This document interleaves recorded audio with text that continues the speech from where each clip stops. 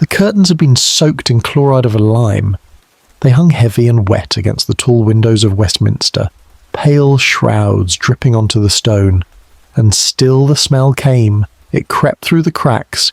It seeped beneath the doors. It coiled around the throats of honourable men in powdered wigs and pressed them, gasping toward the corridors. Outside, the Thames lay thick and slow beneath the July sun. It did not glitter. It did not ripple.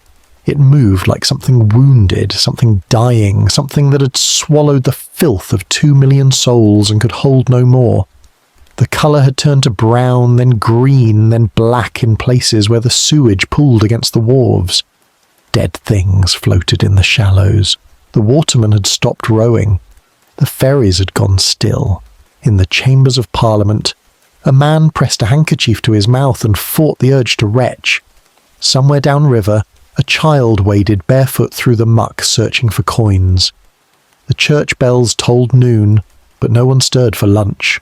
London, the greatest city in the world, was choking on its own waste, and the river, once called Silver, had become a grave. The heat pressed down. The stench rose higher. And somewhere, in a dusty office, an engineer named Basil Gett unrolled his plans once more. Chapter 1. The City That Swallowed Itself.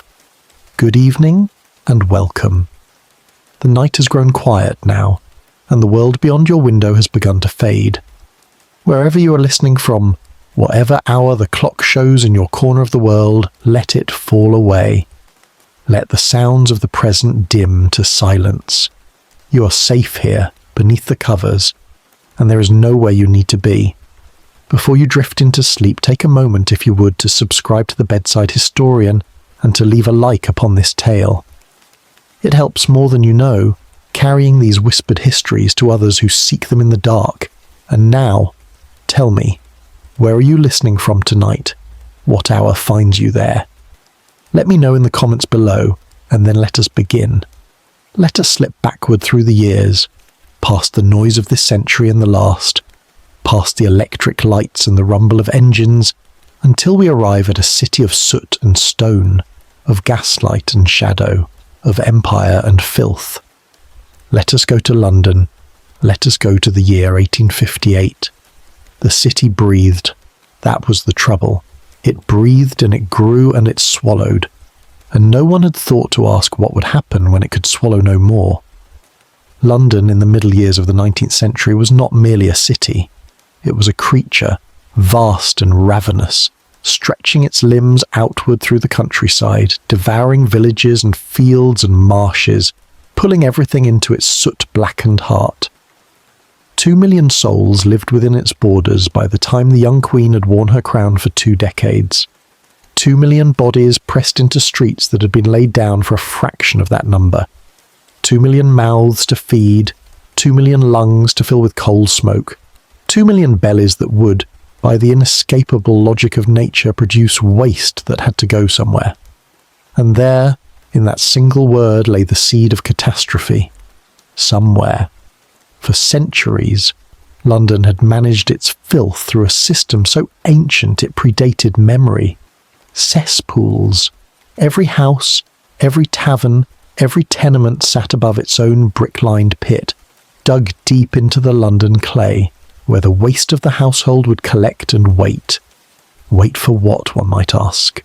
Wait for the night soil men, those grim figures who arrived after dark with their shovels and their carts, who descended into the pits and hauled the contents away to be sold as fertilizer to the farms beyond the city's edge. It was foul work, dangerous work, work that killed men through suffocation and disease, but it functioned. For a city of 50,000, it functioned. For a city of 200,000, it strained. For a city of 2 million, it collapsed. The cesspools could not be emptied fast enough. The night soil men could not dig fast enough, cart fast enough, sell fast enough. And so the pits filled. They overflowed. They seeped into the cellars of the poor, rising through the floorboards, pooling in the corners where children slept. The smell became a constant companion in the rookeries of St. Giles and the courts of Whitechapel. so familiar that the inhabitants ceased to notice it, the way a man who works in a tannery ceases to smell the hides. But the waste did not disappear simply because the nose grew weary. It waited in the clay, it pressed against the walls of the pits, it sought, as water always seeks, the lowest ground. And the lowest ground, in London, was the river. The Thames had been the city's great artery since before the Romans came. It carried wool and wine, timber and coal, spices from the east, and slaves in ages darker still. The wharves of the Pool of London groaned beneath the wealth of empire. Watermen in wherries ferried passengers from bank to bank, calling out their fares in voices hoarse from the wind. The river was commerce. The river was power. The river was life. And yet, even as the empire grew, even as the ships multiplied and the warehouses swelled, the river was slowly dying. The cesspools were only part of the affliction. For generations, it had been illegal to connect a house drain directly to the city's sewers. The sewers, such as they were, had been built to carry rainwater, not human waste. They were meant to keep the streets from flooding, not to transport filth. But in 1815, the law changed. Faced with the overflowing cesspools, faced with the stench rising from every basement in the city, the authorities relented. They permitted and then required that houses connect their drains to the sewers. It seemed, in that moment, a solution. It was, in truth, a transfer of catastrophe from one place to another. The sewers emptied into the Thames. At first, the river absorbed what was given to it. The tides carried the waste downstream, out toward the estuary, out toward the sea, but the tides also carried it back. Twice a day, the brown water surged upriver, returning what London had tried to discard. And as the population grew, as the cesspools were abandoned and the water closets multiplied, the volume of filth pouring into the Thames exceeded anything the river could disperse. The sewage accumulated, it thickened, it clung to the banks and coated the wharves. The watermen began to sicken, the fish began to die, and still London grew. The water closet was the invention that sealed the city's fate. It arrived from the continent in the early years of the century, a marvel of modern sanitation, a porcelain throne that promised to banish the chamber pot and the privy forever. The wealthy installed them first, delighting in the novelty, in the rush of clean water that carried their waste away with the pull of a chain.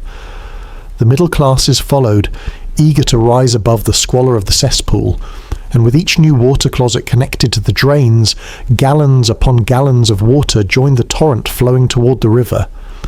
The cesspools had been foul, but they had been contained.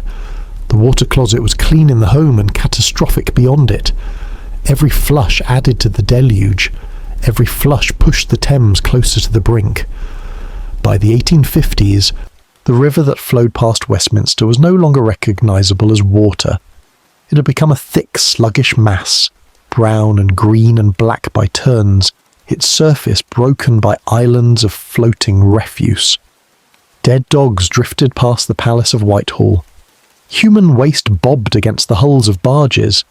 The smell rose in summer like a living thing, a presence that could not be ignored, that invaded the nostrils and coated the tongue, and lingered in the clothes long after one had fled indoors. The poor, who lived closest to the water, who drew their drinking water from the same river that received their waste, began to die in numbers that alarmed even a city accustomed to death. But the poor had always died. That was the unspoken truth of empire, the silent foundation upon which the great house of progress was built. The poor died of fever and consumption, of gin and violence, of cold in winter and hunger in all seasons. Their deaths were lamented in sermons and ignored in policy. The river might kill them faster, but the river had always been their lot. The authorities took note. The authorities expressed concern. The authorities, in the manner of authorities everywhere, appointed commissions and published reports, and did nothing that might cost money or disrupt the natural order of things. And so the filth accumulated. Year upon year, layer upon layer, the The sediment of 2 million lives settled into the riverbed. The wharves grew slick with slime. The bridges acquired a permanent halo of stench. Visitors from the continent, arriving with expectations of grandeur, recoiled at the smell that greeted them at London Bridge. This was the heart of the greatest empire the world had ever known, and it reeked of excrement. The city had swallowed too much. Its ancient systems, built for a smaller age, had burst under the pressure of progress. The cesspools had failed. The sewers had become conduits of poison. The river had become a grave, and still the population grew, still the factories belched their smoke, still the ships arrived with goods from every corner of the earth, and still no one in power could bring themselves to act. The problem was too large. The cost was too great. The poor were too distant from the halls of Westminster to matter. It would take something more than death to move the men who governed London. It would take something that reached their own noses, that invaded their own chambers, that made the business of empire impossible to conduct. It would take the river itself rising up in accusation, filling the halls of Parliament with the stench of everything the city had tried to forget. That summer was coming. The heat was building. The Thames was waiting. And somewhere beneath the streets, in tunnels older than memory, the filth of London pressed against the darkness, patient and terrible, waiting to be noticed at last. Chapter 2. The River of Commerce and Corpses. The Thames had not always been a sewer. There were men still living in 1858 who remembered when the river ran clear enough to see the bottom in the shallows near Chelsea, when salmon leapt silver in the waters below London Bridge, when children swam in the reaches above Vauxhall without fear of the fevers that would later haunt those banks. These men were old now, their memories dismissed as nostalgia, as the fantasies of age. But they were not wrong. The river had changed within a single lifetime, transformed from artery to cesspool, from source of life to harbinger of death. And the transformation had been so gradual, so incremental, that those who lived beside it had scarcely noticed until the damage was complete. The Thames was born in the Cotswolds, in a meadow near the village of Kemble, where a stone marked the spot and the water emerged from the earth cold and pure. It wound eastward through Oxfordshire and Berkshire, past willows and water meadows, past ancient abbeys and market towns, gathering tributaries as it went. The Churn and the Colne, the Windrush and the Evenlode, the Tame and the Kennet, each adding its waters to the growing stream. By the time the river reached Reading, it was broad enough for barges. By the time it reached Windsor, it flowed beneath the walls of kings. And by the time it reached London, it had become something else entirely. It had become the busiest waterway in the world. The Pool of London, that stretch of river between London Bridge and the Tower, was a forest of masts. Ships from every nation crowded the anchorage, their flags snapping in the wind, their holds heavy with the plunder of empire. Tea from China and cotton from America, sugar from the Caribbean and wool from Australia, timber from the Baltic and spices from the Indies. The wealth of the world flowed through this single choke point, transferred from ship to lighter to wharf to warehouse, counted and taxed and sold and shipped again. The merchants of London grew fat on this trade. The docks employed tens of thousands. The river was the reason the city existed, the source of its power, the justification for its sprawl. But the same river that brought wealth also received waste. The dockyards discharged their refuse into the water. The slaughterhouses of Smithfield sent rivers of blood through drains that emptied at the waterline. The tanneries of Bermondsey poured their chemicals into the stream. The gasworks and the soap factories, the dye works and the bone boilers, each added their contribution to the flow. And above all, ceaselessly, in volumes that grew with each passing year, came the sewage of 2 million human beings. The mathematics were inexorable. A single person produces on average several ounces of solid waste each day, and considerably more liquid. Multiply this by 2 million, and the numbers become difficult to comprehend. Tens of thousands of tons of human excrement entered the Thames each year, carried by the new sewers that had been meant to solve the cesspool crisis. The river could not absorb it. The tides could not disperse it. It accumulated in the mud, in the shallows, in the eddies behind every bridge pier and wharf post. The riverbed rose with sediment. The water thickened with matter that no one wished to name. The watermen noticed first. These were the men who made their living on the river, rowing passengers from bank to bank in their light wherries, competing for fares with cries of oars and sculls that had echoed off the water since Tudor times. They knew every current, every eddy, every dangerous spot where the tide ran swift, and they knew, before anyone else, that the river was changing. The fish were disappearing. The eels that had once been so plentiful that the poor ate them daily had grown scarce and then vanished entirely. The water itself had changed colour, from the grey-brown of honest mud to something darker, something that left stains on the oars and coated the hulls with slime that no amount of scrubbing could remove. The wherrymen began to sicken. Fevers and fluxes, stomach complaints and skin eruptions, ailments that the physicians could not name and could not cure. Some blamed the river air, the miasma that rose from the water on warm days. Others blamed the trades that lined the banks, the chemical works and the manufactories. But the wherrymen knew. They could see what floated past their boats. They could smell what rose from the water when their oars disturbed the surface. They were rowing through a sewer, and the sewer was killing them. The bodies came next. Not the bodies of the drowned, which had always been a feature of river life, the suicides and the accidents, the drunken sailors who fell from their ships, and the children who slipped from the wharves. These were different. These were the bodies of the destitute, the unclaimed dead of the workhouses and the hospitals, disposed of cheaply by parishes that could not afford proper burial.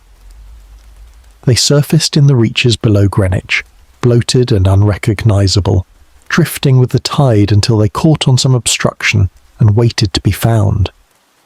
The river police fished them out with hooks, recorded them in ledgers, and buried them in unmarked graves. But there were always more.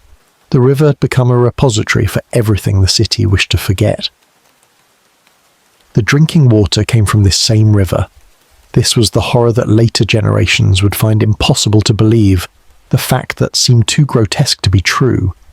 But it was true. The water companies of London drew their supply directly from the Thames, through intake pipes that stood only feet from the outflow of the sewers. The water was filtered, after a fashion, passed through beds of sand and gravel that removed the largest particles. But the sand could not remove what could not be seen. The water that flowed into the homes of London, the water that filled the kettles and the wash basins, the water that mothers gave to their children to drink was Thames water. And Thames water by the 1850s was diluted sewage. The poor drank it because they had no choice. The wells in the crowded district had long since been contaminated by the overflowing cesspools. The water sellers who once hawked their wares from carts had been driven out of business by the piped supply. The river was all that remained, and so the poor drank from the river, and the river made them sick, and when they died, their bodies joined the waste that flowed back into the water, completing a circle of contamination that no one yet understood. The wealthy had options. They could afford to buy water from companies that drew their supply from upstream, above the worst of the pollution. They could afford to boil their water, to filter it through charcoal, to drink beer and wine instead. The wealthy lived on higher ground, in houses far from the riverbank, where the smell was less oppressive and the air seemed cleaner. The wealthy survived, the poor died. This was the natural order, as fixed and unquestionable as the rising of the sun. And yet the river touched everyone. The wealthy might not drink its water, but they could not escape its presence. The Thames was the city's great thoroughfare, the route that every person of consequence travelled at some point in their lives. The lawyers going to the Inns of Court, the merchants going to the Exchange, the politicians going to Westminster, all passed over or beside the river at some point in their daily rounds. They smelled what the poor smelled. They saw what the poor saw. They simply chose not to think about it, not to connect the stench in their nostrils with the systems that sustained their comfort. The river bore witness to this hypocrisy, as it bore witness to everything. It carried the commerce that made London great and the corpses that London discarded. It received the sewage of palaces and the sewage of slums with equal indifference. It flowed past Westminster, where the laws of the greatest empire on earth were made, and it flowed past Jacob's Island, where the poorest of the poor lived in houses built on stilts above the tide, their only water supply the same ditch that received their waste. The river connected these two worlds, linked them in ways that neither wished to acknowledge. What went into the water in Mayfair came out in Rotherhithe. What festered in Southwark sickened Belgravia. The Thames made London one city, for better and for worse, and in the summer that was coming, it would force that city to confront what it had become. The salmon were gone now. The wherrymen were dying. The bodies floated past in the night, and somewhere upstream, in the placid meadows where the river was born, the water still ran clear, still tasted of stone and sky, still held the memory of what the Thames had been before London made it a sewer. That memory would not save the city, but perhaps it would remind those who survived what they had lost, and what might yet be reclaimed if only they could find the will to act. The river flowed on, patient and polluted, waiting for the heat that would make its presence impossible to ignore. Chapter 3. The Invisible Killer. The disease came by ship.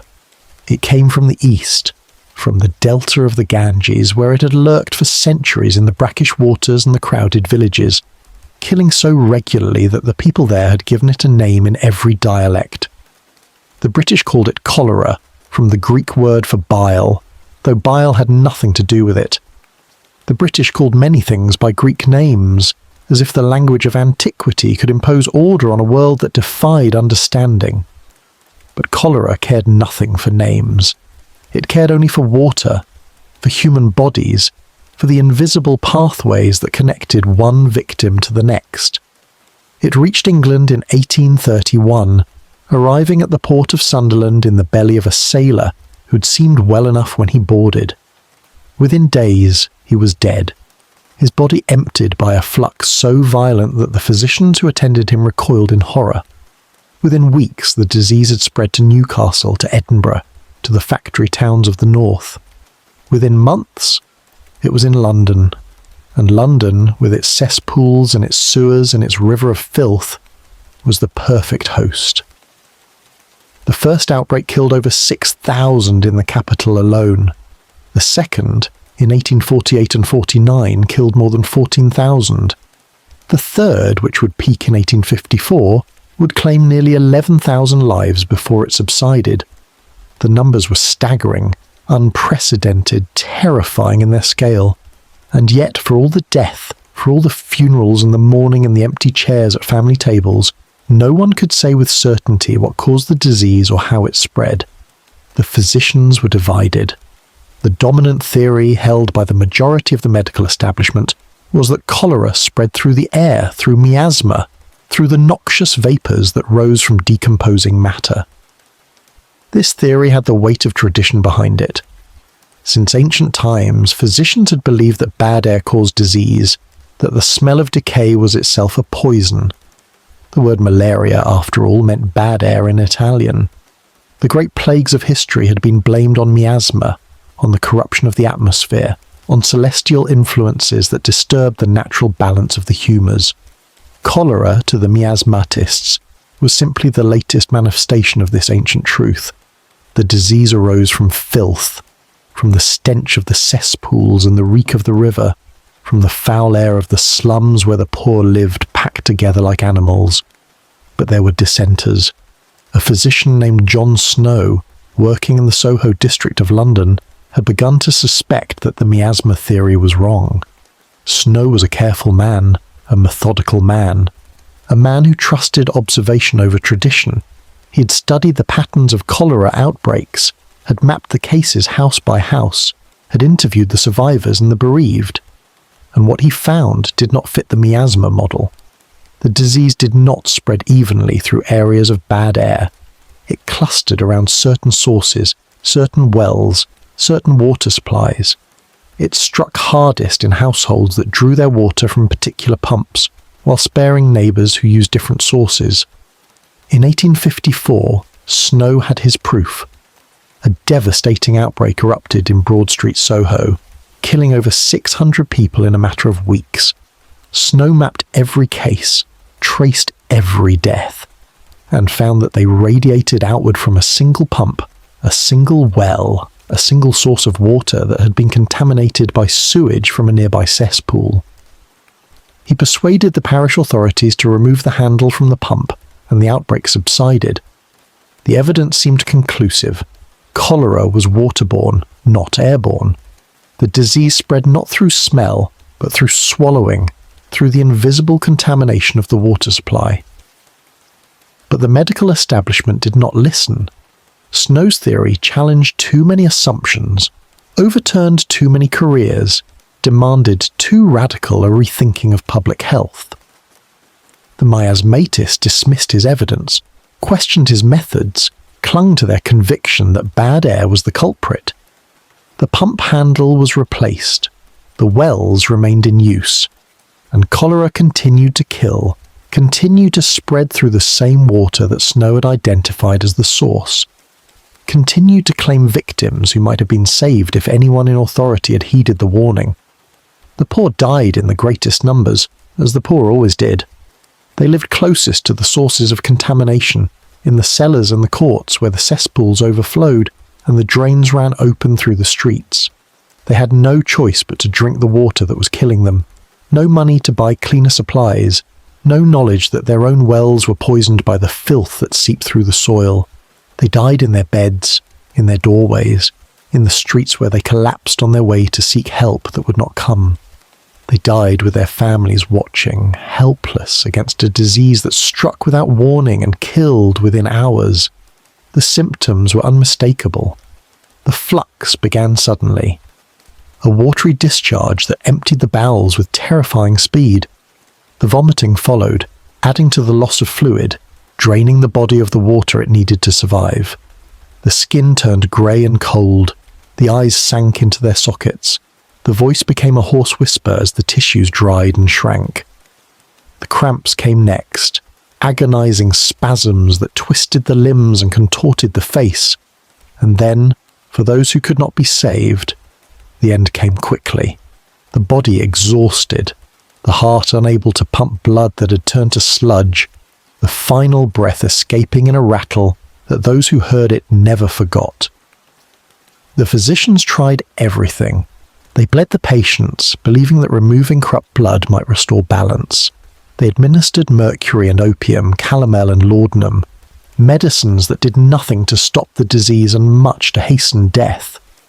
They wrapped the victims in blankets soaked with hot water, trying to restore warmth to bodies that had gone cold. They prayed. They despaired. They watched their patients die and could not understand why. The disease respected no boundaries. It killed infants and the elderly, labourers and merchants, servants and the masters they served.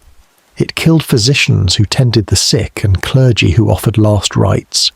It killed in summer and winter, in drought and in flood, though it seemed to prefer the warmer months, when the filth in the water reached its peak of corruption. It killed so efficiently, so inexorably, that many believed it was a judgment from God, a punishment for the sins of the age, a scourge sent to remind humanity of its mortality and its need for repentance. But John Snow knew better. He knew that the disease was not divine retribution but human failure, not celestial wrath but earthly negligence. He knew that cholera could be stopped, that the deaths could be prevented, that the simple act of providing clean water would save more lives than all the prayers and medicines in the world. He published his findings. He pleaded with the authorities. He begged them to see what he had seen, to act on what he knew. They did not listen. The miasma theory held sway. The water companies continued to draw from the polluted Thames, the sewers continued to empty into the river, and cholera continued to kill, waiting in the water, invisible and patient, for the next victim to raise a cup to their lips. John Snow would die in 1858, the same year the Great Stink would finally force London to act. He would not live to see his theory vindicated, would not witness the construction of the sewers that would prove him right. But his work survived him. His maps and his data, his careful observations and his courageous dissent, laid the foundation for a revolution in public health that would save millions of lives. The invisible killer was not invisible to those who knew where to look. It lurked in the water, in the wells, in the river that London had turned into a sewer, and in the summer that was coming, when the heat made the Thames unbearable, when the stench invaded the halls of power, the connection between filth and disease would finally become impossible to deny. The cholera waited, the river festered, and the city, blind and stubborn, stumbled toward a reckoning it could no longer avoid. Chapter 4. The summer the sun turned cruel. The heat began in June. It crept into the city slowly at first, a warmth that seemed pleasant after the grey chill of spring, a brightness that coaxed the flowers into bloom and brought the children out into the streets. The newspapers noted the fine weather with approval. The parks filled with promenaders. The pleasure boats ventured out onto the river, their passengers trailing parasols and laughter in their wake. London had endured a cold and dreary winter, and the sun, after so long an absence, was welcome. But the sun did not relent. Day after day, it rose into a cloudless sky and beat down upon the city with an intensity that soon turned from pleasant to oppressive. The temperature climbed past 80 degrees Fahrenheit, past 90, into territories that London seldom experienced. The cobblestones grew hot to the touch. The horses laboured in their harnesses, foam gathering at their mouths. The poor, who lived in the rooms without ventilation, in cellars without windows, suffered most of all. They could not escape the heat. They could not afford the ices and the cold drinks that the wealthy used to find relief. They simply endured, sweating through the days and the sleepless nights, waiting for a coolness that did not come. And the river began to cook. The Thames in summer was never pleasant. Even in ordinary years, the low water levels and the accumulated filth produced smells that drove the sensitive indoors. But 1858 was not an ordinary year. The drought that accompanied the heat had reduced the river to a fraction of its normal flow. The tributaries that fed the Thames had slowed to trickles. The tide still rose and fell, but there was less water to carry the waste away, less dilution for the sewage that continued to pour from the outfalls. The river shrank, and as it shrank, it concentrated. The filth that would normally have dispersed over miles now festered in the shallows, trapped by the low water, baked by the relentless sun. The smell emerged gradually, building day by day like a symphony of decay. At first, it was merely unpleasant, a sharpening of the usual river odour, a reminder that the Thames was not a healthy waterway.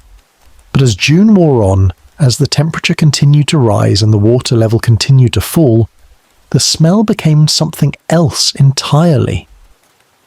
It became a presence, a force, a thing that could not be ignored or escaped or rationalised away. It invaded every street within a quarter mile of the river. It seeped through closed windows and locked doors. It permeated clothing, hair, food. It coated the tongue and burned the eyes. It was by all accounts the worst smell that London had ever known. The descriptions left by those who experienced it strained the vocabulary of disgust. They spoke of a stench so thick it seemed to have weight, so foul it induced vomiting in those who breathed it too deeply. They compared it to rotting flesh, to open graves, to the charnel houses where the plague dead had been stacked in earlier centuries. They said it was like nothing they had ever smelled before, a smell that seemed to come from hell itself. from some pit of corruption that had opened beneath the city and was exhaling its poison into the air. The banks of the river turned black. The mudflats, exposed by the low water, lay thick with sewage, a glistening expanse of filth that stretched from shore to shore. The wharves grew slick with matter that no one wished to examine closely. Dead animals floated in the shallows, their bodies bloated by the heat, adding their decay to the general miasma. The watermen abandoned the river entirely. The pleasure boats stayed moored. The ferries ceased to run. No one would venture onto the water unless absolutely compelled, and even then they pressed cloth soaked in vinegar to their faces and breathed as little as possible. The poor, as always, suffered most. They lived in the streets closest to the river, in the tenements that backed onto the wharves, in the courts and alleys where the stench was strongest. They could not afford to leave. They could not afford the omnibus fares to the parks and the suburbs where the air was cleaner. They simply stayed, breathing the foul air, sickening from the heat and the smell, dying in numbers that the authorities did their best to ignore. The workhouses filled, the hospitals overflowed, the burial grounds opened new trenches to receive the dead. But the poor could be ignored. They had always been ignored.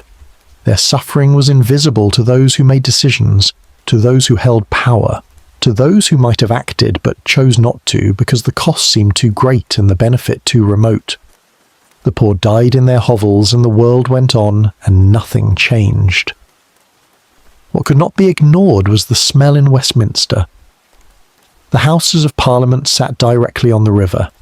They had been rebuilt only recently, after the Great Fire of 1834 had destroyed the old palace. The new buildings were magnificent, a masterpiece of Gothic revival architecture, with their towers and their spires and their great windows overlooking the Thames. The architects had positioned the structure to take full advantage of the river views, had oriented the committee rooms and the libraries to catch the breezes that came off the water. In a normal summer, this was a blessing. In the summer of 1858, it was a catastrophe. The smell invaded Parliament. It crept through the windows that could not be closed because of the heat. It infiltrated the chambers where the Lords and the Commons sat in their robes and their wigs, attempting to conduct the business of empire. It settled into the curtains and the carpets, into the leather of the benches, into the very stone of the walls. No amount of perfume could mask it. No amount of incense could dispel it. The servants soaked the curtains in chloride of lime, a chemical that was supposed to purify the air, but the lime only added its own harsh smell to the stench, creating a combination that was, if anything, worse than the original. The members began to flee. Committee meetings were abandoned when the smell became too strong to bear. Debates were cut short when speakers found themselves unable to continue, their throats closing, their stomachs heaving. The library which overlooked the river was deserted entirely. The terrace, that pleasant promenade where members had once strolled and conversed, became impassable. One member, Benjamin Disraeli, was observed fleeing from the chamber with a handkerchief pressed to his face, his features contorted with disgust. Another, Lord Palmerston, the Prime Minister himself, was forced to abandon an important meeting when the smell made further discussion impossible. The newspapers seized upon the spectacle with a mixture of outrage and dark amusement. They called it the Great Stink, a name that captured both the scale of the disaster and the absurdity of a parliament driven from its chambers by the smell of its own city's waste. They ran editorials demanding action, cartoons mocking the helplessness of the authorities, accounts of the suffering that the stench was causing throughout the metropolis. The Great Stink became the story of the summer, the scandal that everyone was talking about, the crisis that could no longer be ignored. And for the first time, the men who held power in London were forced to confront what they had created. They had built a city of 2 million souls and provided no means for those souls to dispose of their waste. They had permitted the cesspools to overflow, had encouraged the connection of drains to sewers, had allowed the Thames to become a receptacle for everything the city wished to forget. They had ignored the warnings of engineers and physicians, had rejected plans that would have solved the problem years ago, had chosen inaction because action was expensive and the poor were expendable. Now the river had come for them. The stench had found its way into their chambers, their nostrils, their lungs. They could not ignore it any longer. They could not pretend it did not exist.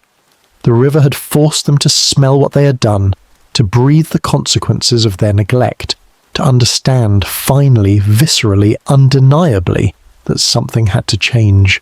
The heat continued, the river festered, and in an office in Greek Street, an engineer named Joseph Basil Gett unrolled his plans once more, knowing that his moment had finally come. Chapter 5. The Parliament of Handkerchiefs. The Palace of Westminster had been built to last 1,000 years. Its stones had been quarried from the finest beds in Yorkshire, its timbers cut from oaks that had grown old in the forests of England, its foundations sunk deep into the London clay. The architects had designed it as a monument to the permanence of empire, a cathedral of governance that would stand as long as Britain ruled the waves. They had not anticipated the smell. The first complaints came from the clerks. These were the men who worked in the basement offices, the scribes and the copyists who laboured over documents while the great men debated above. Their windows, such as they were, looked out onto the river at nearly water level. In ordinary times they could hear the splash of oars and the calls of the watermen. In June of 1858 they could smell the Thames as if they were swimming in it. The clerks began to sicken. They reported headaches, nausea, dizziness and difficulty breathing. Some refused to come to work. Others came but could not concentrate, their minds fogged by the fumes that seeped through every crack and crevice. The complaints rose upward through the hierarchy, as complaints in great institutions always do. The junior officials reported to the senior officials, who reported to the permanent secretaries, who reported to the ministers themselves. By the third week of June, it was clear that the problem could not be solved by opening windows or burning incense. The smell was not a nuisance, it was an invasion. The House of Commons met in a chamber designed to hold several hundred men in close proximity. The benches rose in tiers on either side of a central aisle, facing each other like opposing armies, which in a sense they were. The government sat on one side, the opposition on the other, and between them the Speaker presided from his chair, maintaining order through a combination of tradition and force of personality. The chamber had no ventilation to speak of beyond the windows that opened onto the corridors, and beyond them, the river terrace. In summer, those windows were left open to admit whatever breeze might be stirring. In the summer of 1858, they admitted something far worse.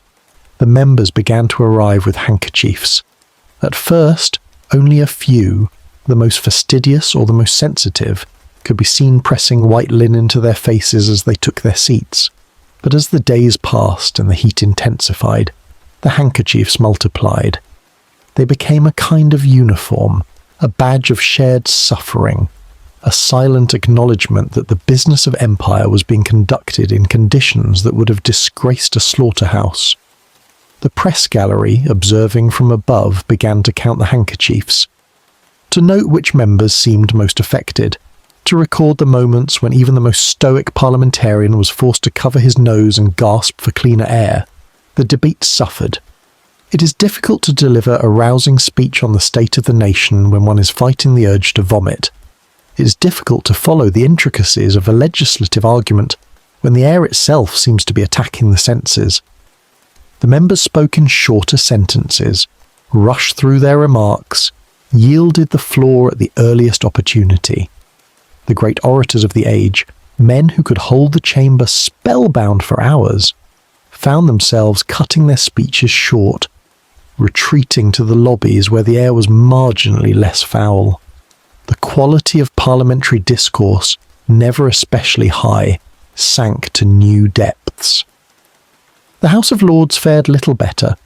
The peers sat in a chamber even more magnificent than the Commons, beneath a gilded ceiling and surrounded by statues of the barons who had forced King John to sign the Magna Carta. But magnificence offered no protection against the stench. The Lords, older on average than the commoners and more accustomed to comfort, suffered visibly. They mopped their brows with silk handkerchiefs. They called for smelling salts and lavender water. They retreated to the bishop's bar, where the smell was less intense and the brandy helped to dull the senses. The Lord Chancellor, presiding from the woolsack, was observed on more than one occasion to turn a distinct shade of green. The committees were worst of all. These smaller bodies met in rooms that lined the riverfront, rooms with large windows that had been designed to provide natural light and pleasant views. The views in June of 1858 were of a Thames that resembled nothing so much as an open sewer, its surface brown and scummed, its banks black with accumulated filth. The smell in these rooms was so intense that many committees simply ceased to meet. The members would gather, take one breath, exchange glances of mutual horror, and adjourn to some other location. Any other location, where the air was fit to breathe. The staff of the palace devised increasingly desperate measures. They hung sheets soaked in chloride of lime across the windows, creating chemical barriers that were supposed to neutralize the miasma. The sheets helped, but only slightly, and they added their own acrid smell to the mixture. They burned pastilles of frankincense and myrrh, filling the corridors with clouds of perfumed smoke that mingled with the stench to create a combination one member described as the smell of a decomposing bishop. They sprinkled the floors with disinfecting powder, scrubbed the walls with vinegar, sealed the basement windows with tar. Nothing worked. The smell came from the river, and the river was everywhere, surrounding the palace on 3 sides, inescapable and undefeatable. The press had a field day. The Times, that paper of record for the British establishment, ran editorials that dripped with contempt for a parliament that could not solve a problem quite literally under its nose. The Punch published cartoons showing members of parliament fleeing the chamber with their robes over their heads, pursued by a cloud of noxious fumes personified as a grinning demon. The satirists coined new phrases: the great stink, the parliamentary perfume, the Westminster miasma. They noted the irony of a body that governed an empire on which the sun never set, being driven from its chambers by a smell it could not control. Benjamin Disraeli, that master of parliamentary theatre, rose to speak on the condition of the river. He stood at the dispatch box, his handkerchief in hand, his face a mask of aristocratic disdain. He described the Thames as a Stygian pool, reeking with ineffable and unbearable horror. He noted that the problem had been known for years, that solutions had been proposed and rejected, that the government had dithered and delayed while the river grew ever more foul. He called for action, immediate action, action that would address the crisis before Parliament was forced to abandon Westminster entirely. Lord Palmerston, the Prime Minister, was less eloquent but equally affected. He had attempted to conduct a meeting in a committee room overlooking the river and had been forced to flee after only a few minutes. He acknowledged that the situation was intolerable. He agreed that something must be done, but he offered no specific proposals, no timeline, no commitment beyond the vague assurance that the government was considering the matter. The government, it seemed, was always considering the matter. The government had been considering the matter for decades. The backbenchers grew restless. These were the ordinary members, the men without ministerial portfolios or committee chairmanships, the men who spent most of their parliamentary careers waiting for a chance to speak and voting as their party whips directed. They had no power to shape policy, but they had voices, and in the fetid air of the Commons chamber, those voices grew loud with complaint. They demanded to know why the government had not acted. They demanded to know who was responsible for the condition of the river. They demanded, most of all, to know when they could expect to breathe clean air again. The answer, when it came, was neither reassuring nor specific. The government explained that the problem was complex, that it involved multiple jurisdictions and competing interests, that any solution would require coordination among bodies that had never coordinated before. The government explained that plans had been drawn up, reviewed and rejected, that engineers had proposed schemes that were too expensive or too ambitious or too disruptive to the city's commerce. The government explained that these things took time, that Rome had not been built in a day, that patience was required. But patience had run out. The smell saw to that. It was one thing to ask for patience when the problem was abstract, when it affected only the poor, when it could be discussed in the comfort of a well-ventilated drawing room. It was quite another to ask for patience when the problem was present in the room, when it was coating the tongue and burning the eyes, when it was making the simple act of breathing an ordeal. The members did not want explanations. They wanted relief. They wanted someone to make the smell go away. And so the Parliament of Handkerchiefs stumbled toward a decision. Not because the members had suddenly developed a concern for the poor who lived beside the river, not because they had been persuaded by the arguments of engineers and reformers, not because they believed, as some did, that the cholera outbreaks might be connected to the state of the water. They acted because they could not stand the smell. They acted because the Thames had invaded their sanctuary, had made their lives unbearable, had reduced the greatest deliberative body in the world to a collection of gagging, retching, handkerchief-clutching figures fleeing for fresh air. It was not the noblest of motivations, but it would prove to be enough. In the offices of the Metropolitan Board of Works, an engineer waited. He had plans. He had been waiting for years. And now, at last, London was ready to listen.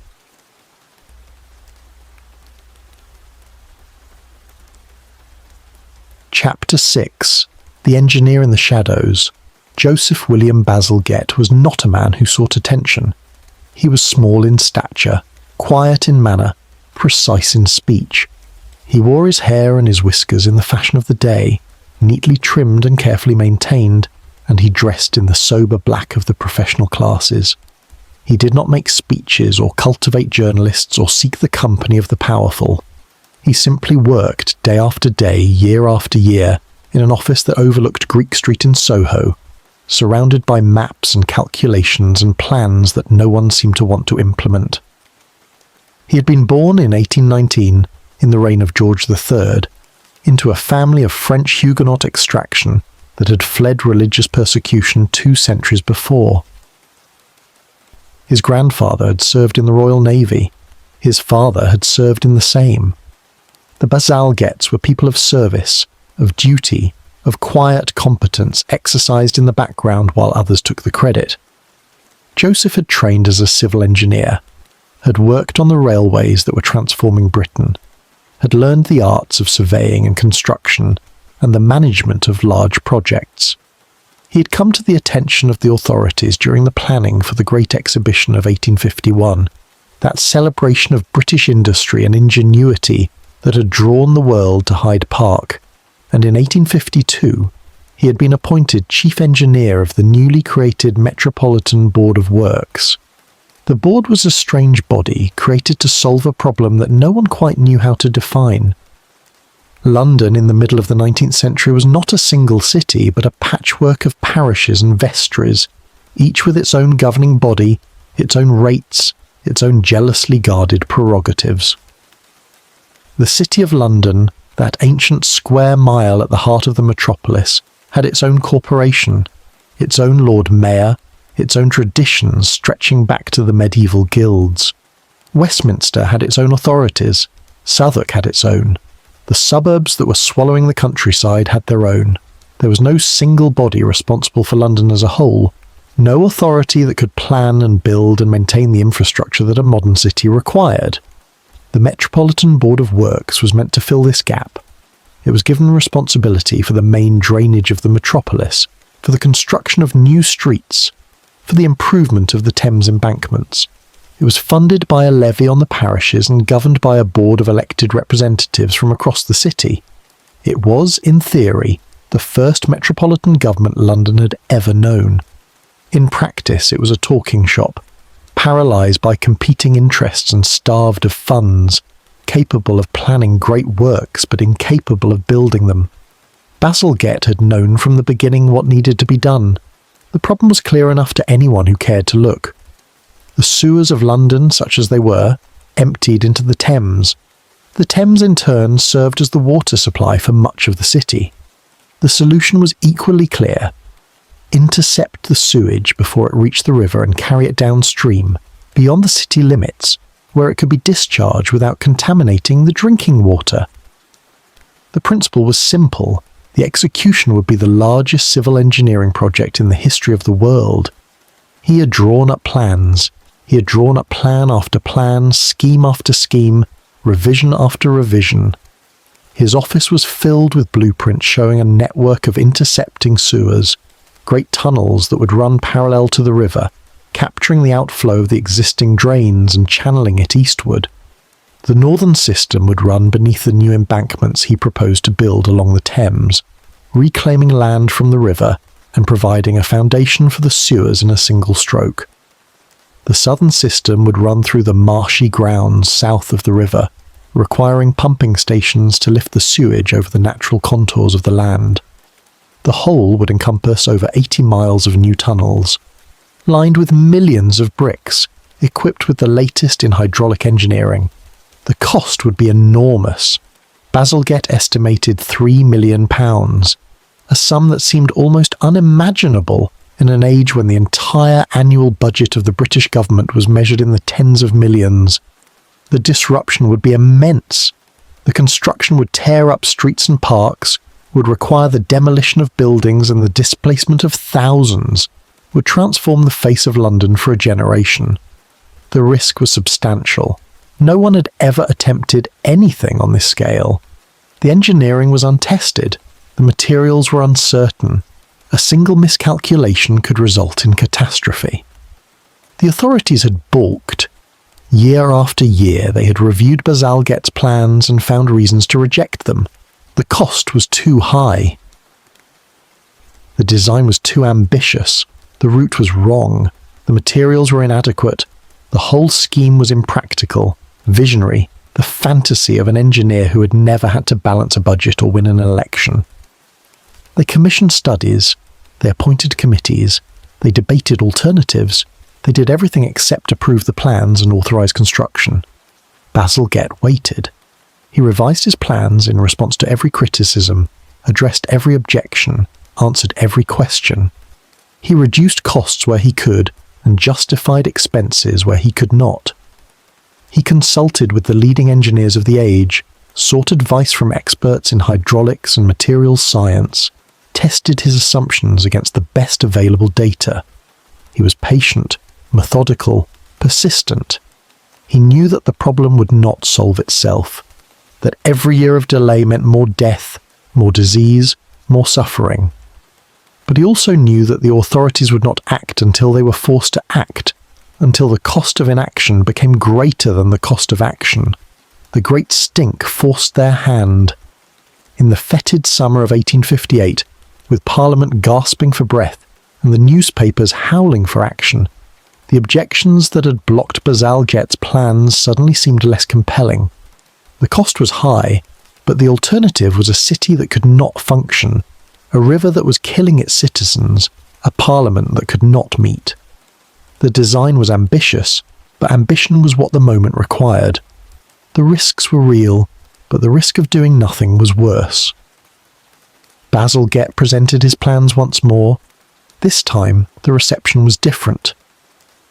The members who had dismissed his schemes as impractical now listened with new attention. The ministers who had found reasons to delay now found reasons to proceed.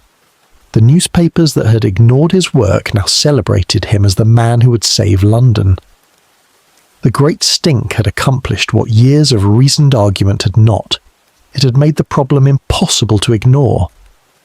The engineer emerged from the shadows.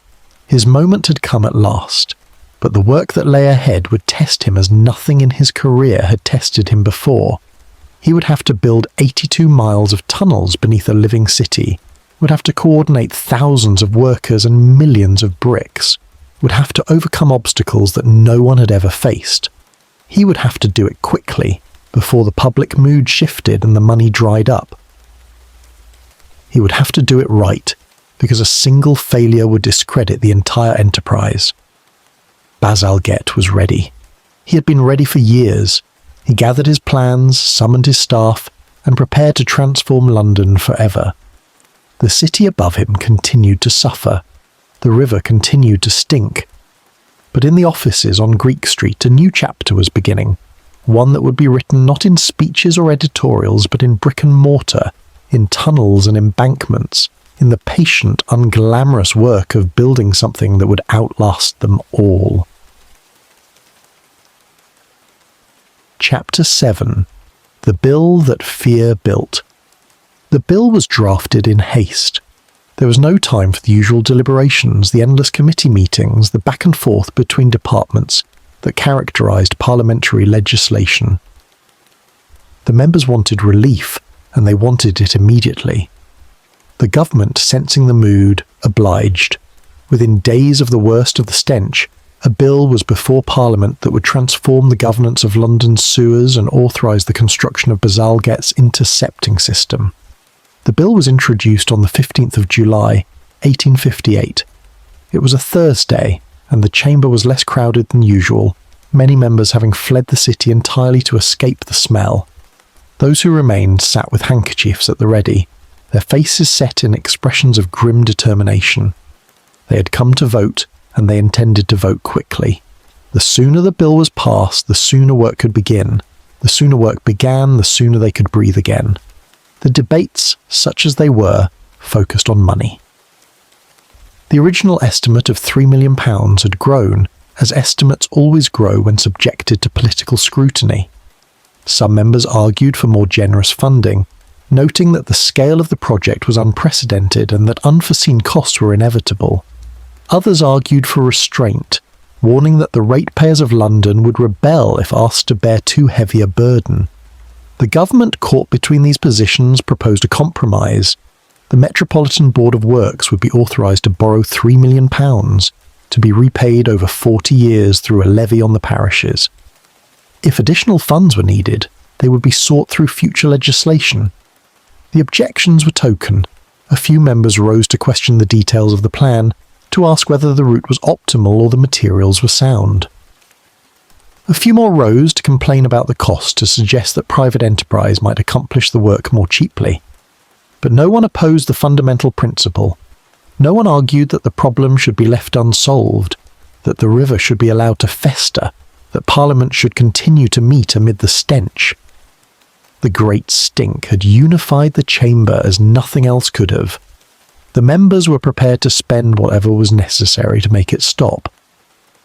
The bill passed through the House of Commons in a single sitting. There was no division, no formal vote in which members filed through the lobbies to be counted. The Speaker simply asked whether there were any objections, received silence in response, and declared the bill carried. It was a procedure reserved for uncontroversial measures, for bills that commanded universal assent. The Metropolitan Board of Works Bill of 1858 was not, in ordinary terms, uncontroversial. It authorised the largest public works project in British history. It imposed significant new taxes on the citizens of London. It granted unprecedented powers to a body that had existed for only 3 years. But in the summer of the Great Stink, none of that mattered.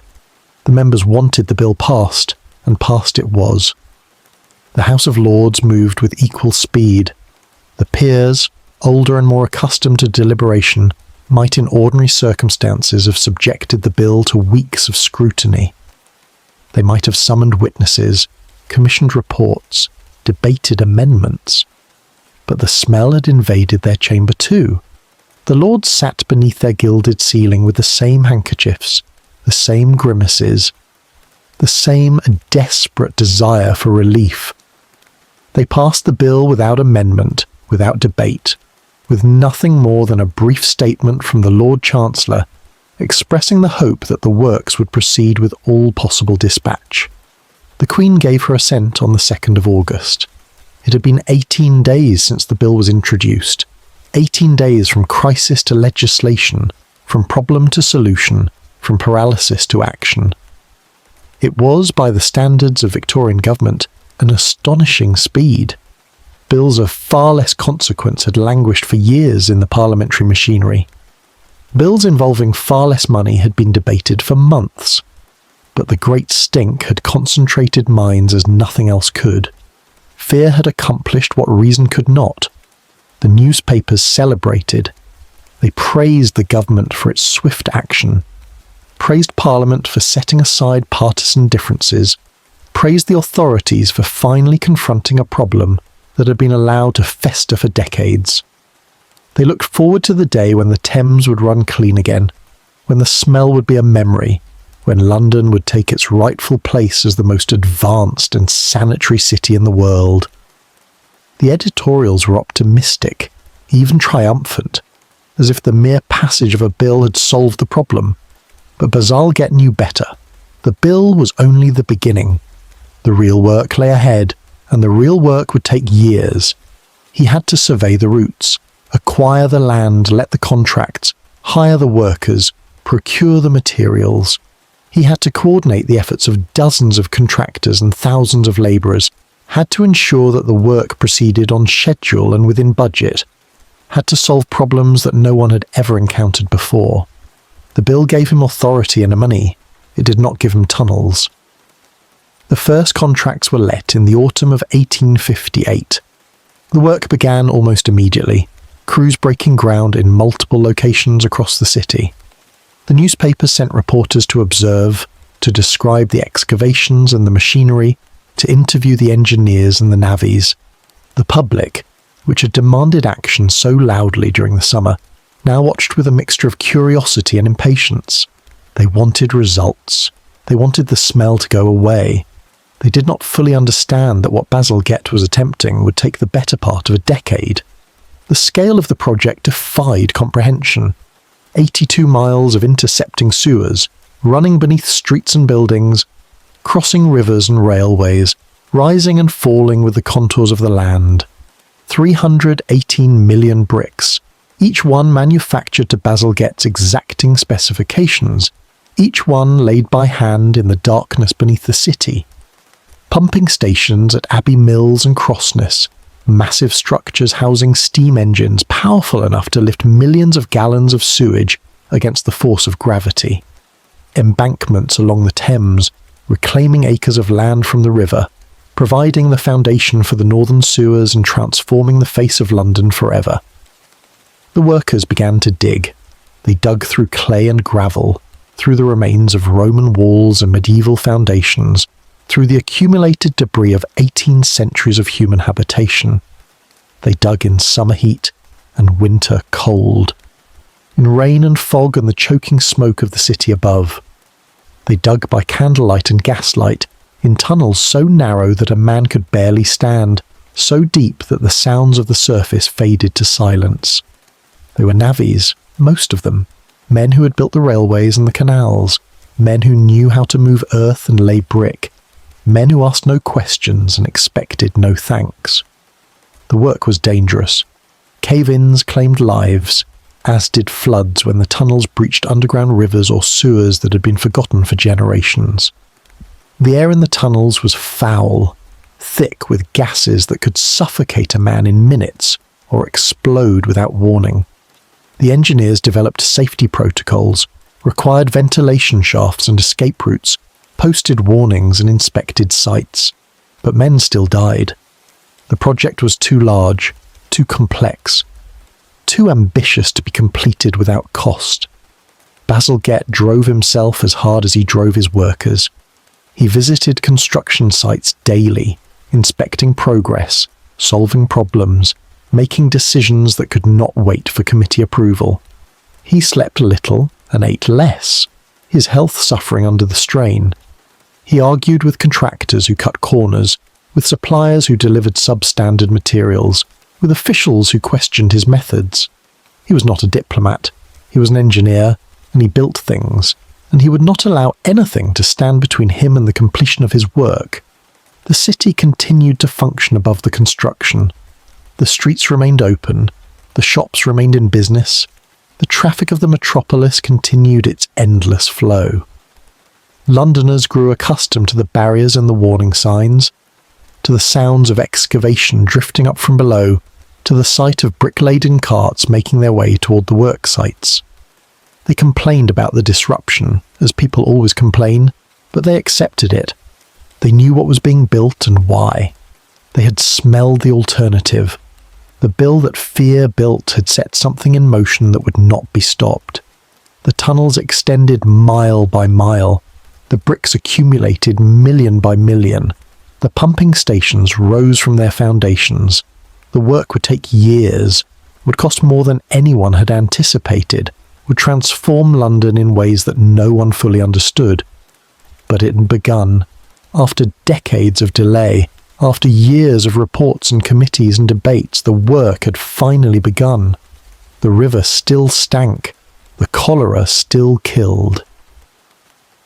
The summer of 1858 faded into autumn, and autumn into winter, and the problems remained. But beneath the streets, in the darkness and the danger, something new was taking shape, something that would endure long after the politicians and the newspapers had forgotten, long after the navvies had moved on to other projects, long after Bazalgette himself had passed from the scene. The sewers of London were being built, and nothing would ever be the same again. Chapter 8. The Descent Beneath the Streets. The entrance to the works lay behind a wooden hoarding on the Victoria Embankment, unmarked save for the mud-caked boots of the men who passed through it each morning before dawn. A watchman sat in a small hut beside the gate, checking names against a ledger, noting the time of arrival in a hand made shaky by age and cold. Beyond the gate, a ramp descended into darkness, its timbers groaning under the weight of carts laden with brick and mortar. The men followed the ramp downward, their voices fading as they left the world of daylight behind. The tunnel swallowed them. That was how it felt to those who worked beneath London in the years of construction, as if the earth itself had opened its mouth and drawn them in. The shafts dropped 30 feet, 40 feet, 50 feet below the streets, depending on the gradient required by Bazalgette's calculations. At the bottom, the main tunnel stretched away into blackness, their brick walls curving overhead like the ribs of some buried leviathan.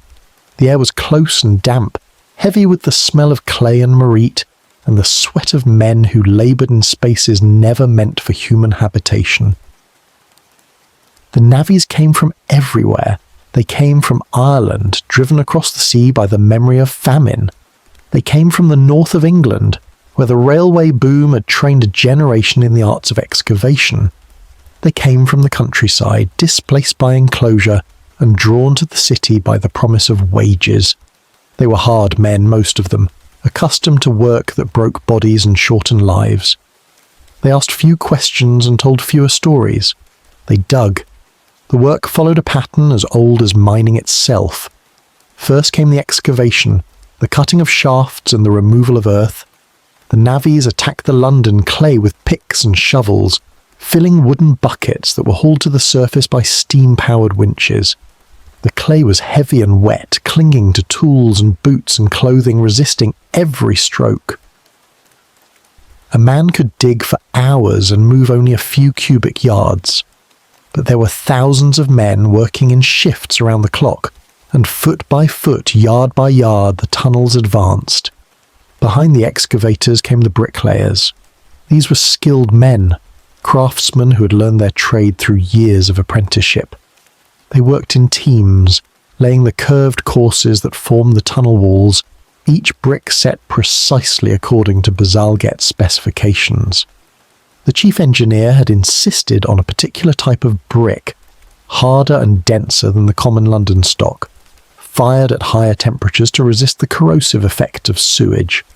He had insisted on a particular type of morit, mixed with Portland cement to create a bond that would strengthen over time rather than crumble. He had insisted on a particular thickness of wall, calculated to withstand the pressure of the earth above and the weight of the traffic on the streets.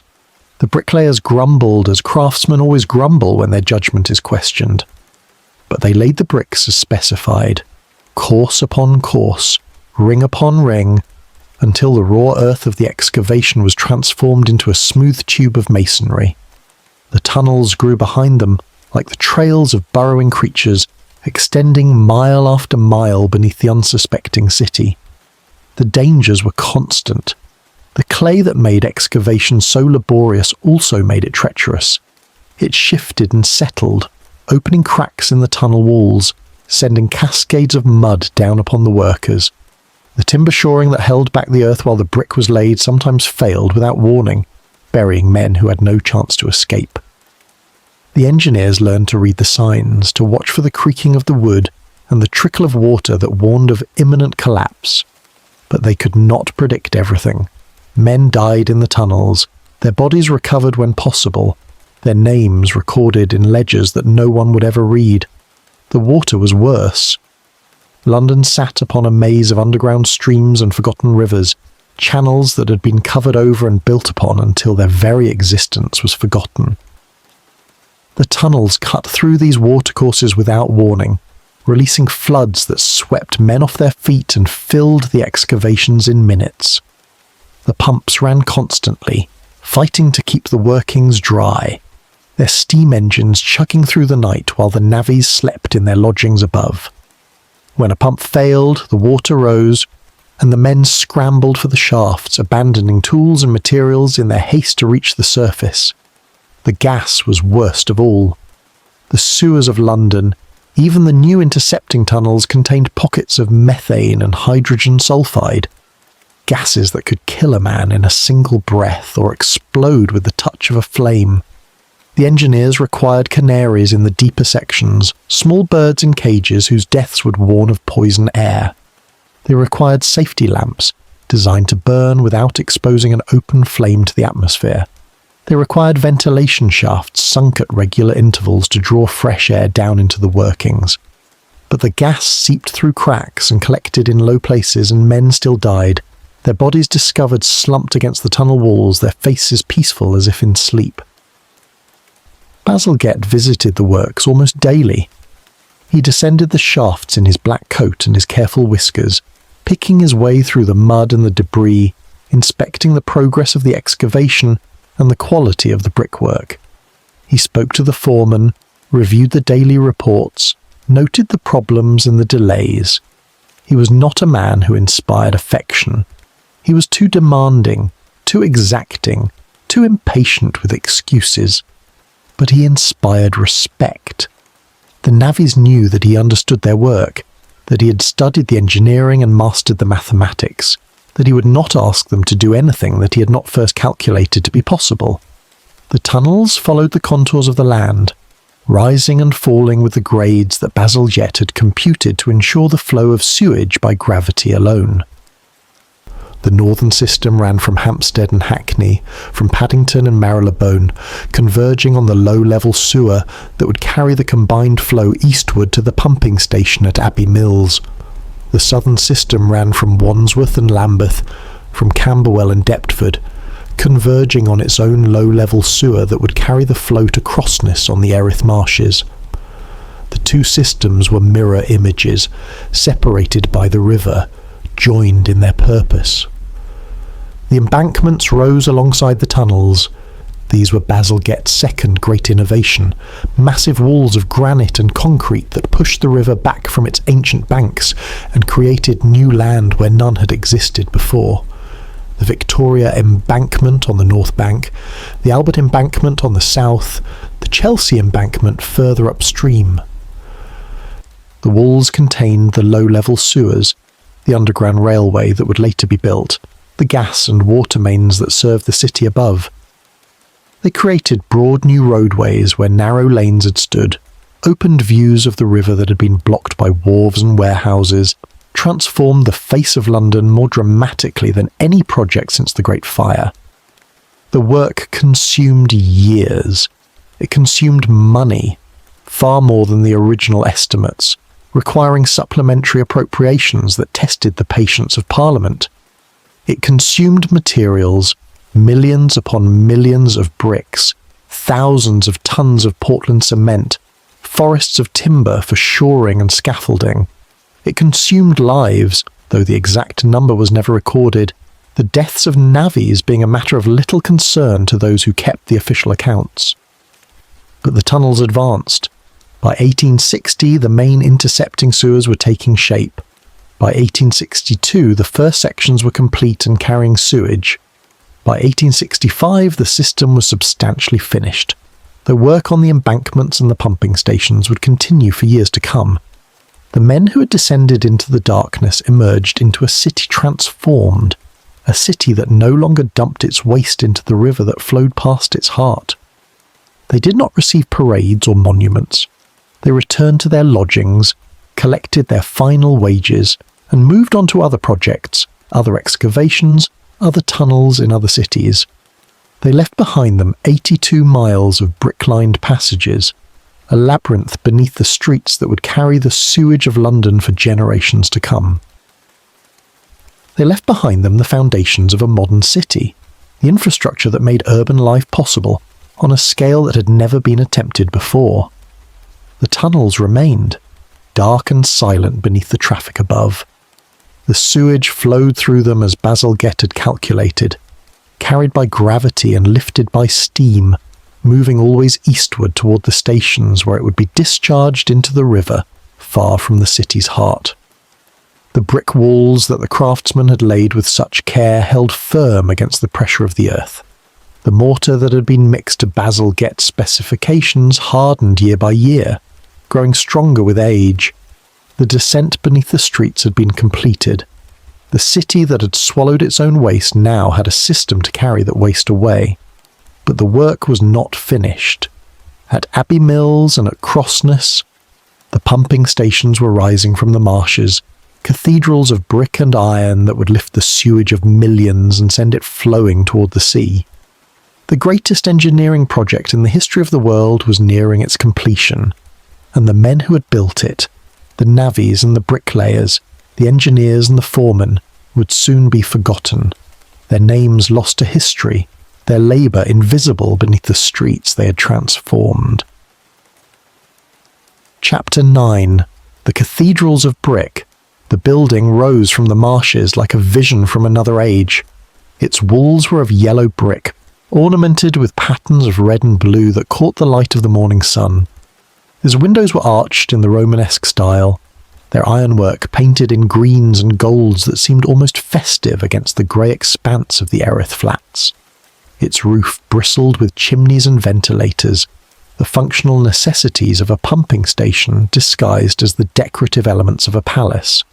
This was Crossness, the southern terminus of Bazalgette's great system, and it was, by any measure, one of the most extraordinary buildings in England. The Victorians did not believe in ugliness. They believed that function and beauty were not opposites but companions, that a building designed for industry could also be designed for inspiration. The pumping stations of the London sewerage system were not merely machines. They were statements of intent, declarations that the work of sanitation was noble work, worthy of the same care and craftsmanship that went into cathedrals and palaces. If London was to build the greatest sewers in the world, then London would house those sewers in buildings that proclaimed their greatness. Crossness was the first to be completed, opening in 1865 with a ceremony attended by the Prince of Wales and the leading figures of Victorian society. The guests arrived by special train, disembarking at a platform built for the occasion, and processed across the marshes to the pumping station, where they were greeted by Bazalgette himself. They toured the engine rooms, admired the machinery, listened to speeches about the triumph of engineering over nature. They drank champagne and ate oysters, celebrating the completion of a project that would save thousands of lives. Though no one mentioned the lives in their speeches, they spoke instead of progress, of civilization, of the destiny of the British race to master the earth and bend it to their will. The interior of Crossness defied expectation. The visitors who entered expecting the grim functionality of a factory found instead a space of almost ecclesiastical grandeur. The main beam engines, 4 of them, rose through the centre of the building like the pillars of a nave. Their cast iron frames were painted in elaborate patterns of red and green and gold, their surfaces decorated with scrollwork and foliage, their names cast in raised letters on their sides. Victoria, Prince Consort, Albert Edward, Alexandra. They were named for the royal family, these machines that lifted sewage, as if the work they performed was an act of state. The ironwork was the glory of Crossness. It covered every surface, climbed every column, arched across every doorway.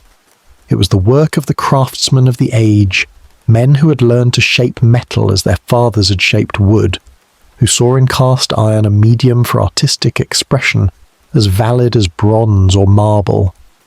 They created designs of astonishing intricacy, patterns that combined Gothic and classical and Oriental motifs in a style that belonged to no period but their own.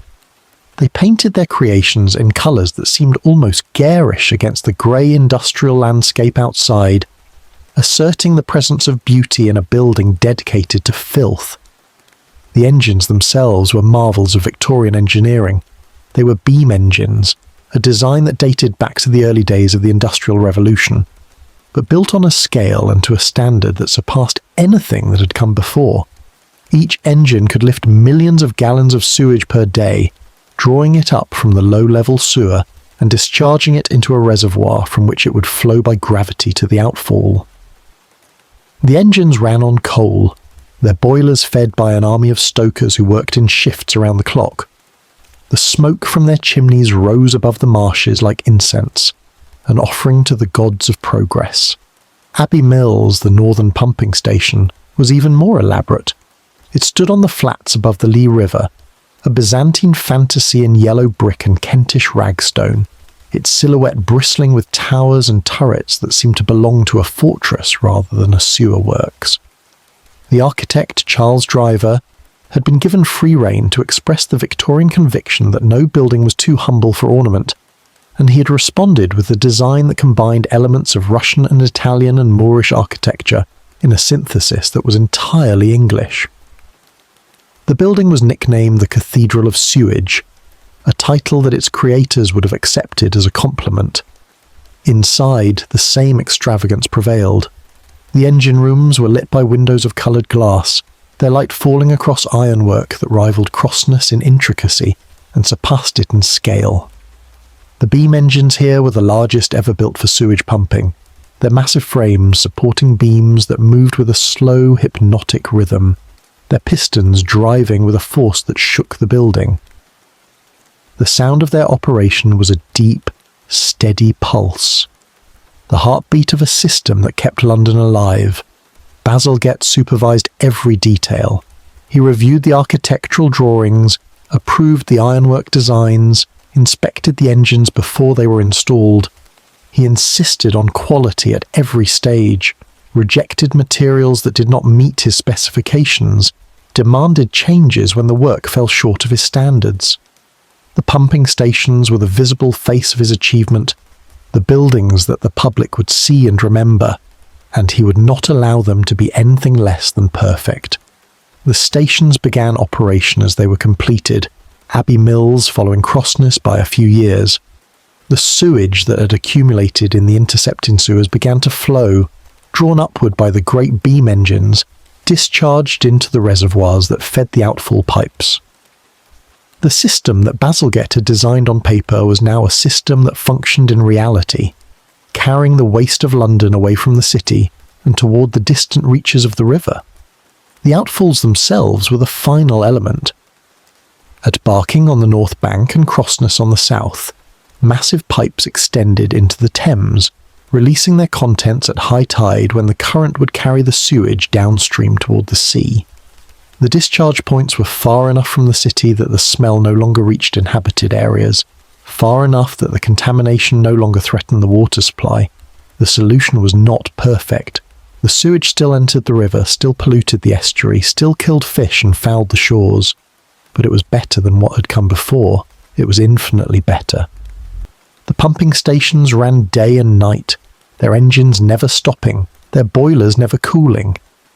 They required armies of workers to maintain them, stokers and engineers and mechanics who lived in cottages built nearby, who devoted their lives to the machinery that kept the sewers flowing.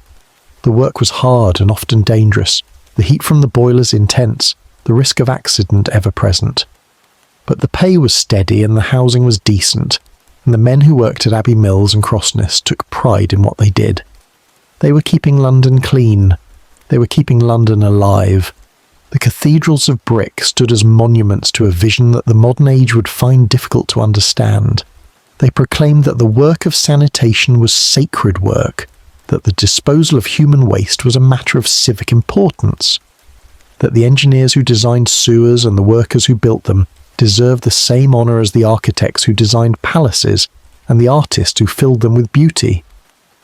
They rejected the notion that utility and aesthetics were enemies, insisted that a pumping station could be as beautiful as a church, demanded that the infrastructure of modern life be treated with the same reverence as the institutions of ancient tradition.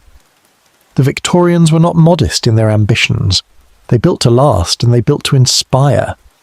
The pumping stations they created would continue to operate for over a century, their beam engines replaced eventually by electric motors, their decorated interiors preserved as monuments to an age that believed in the nobility of engineering.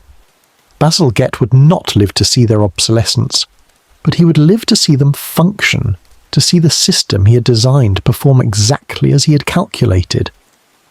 The cathedrals of brick rose from the marshes, lifting the sewage of millions, sending it flowing toward the sea.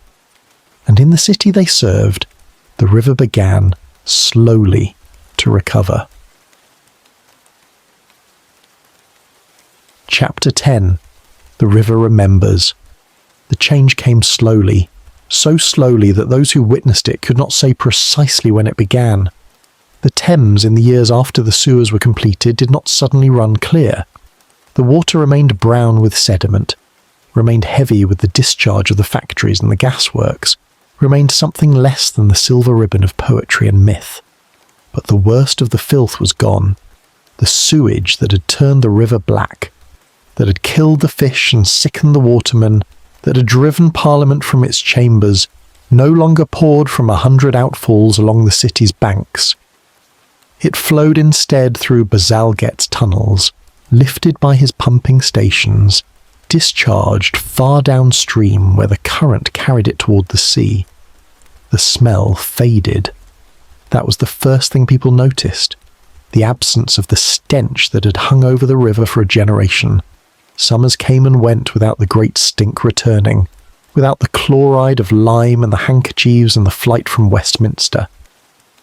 The embankments that Bazalgette had built opened to the public, broad promenades where Londoners could walk beside the water without holding their breath.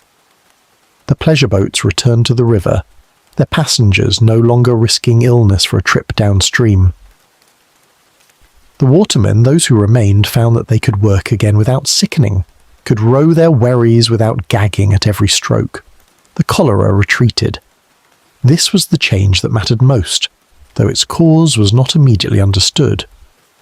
The epidemic of 1866 struck London with less force than those that had come before, and it struck most severely in the East End, in districts that had not yet been connected to the new sewers. The investigators who studied the outbreak found that the water supply was to blame, that a company had been drawing from the river below the outfalls, that the connection between sewage and disease that John Snow had identified years before was finally being proved beyond doubt. The last great cholera epidemic in London came and went, and after it, the disease that had terrified the city for decades simply disappeared. The water was cleaner now, the people stopped dying. Bazalgette received his knighthood in 1874. He stood before the Queen in a ceremony at Windsor Castle, an ageing engineer in formal dress, and accepted the honour that his work had earned. He did not speak of the navvies who had died in the tunnels, of the bricklayers who had worked in darkness, of the stokers who fed the boilers at Abbey Mills and Crossness.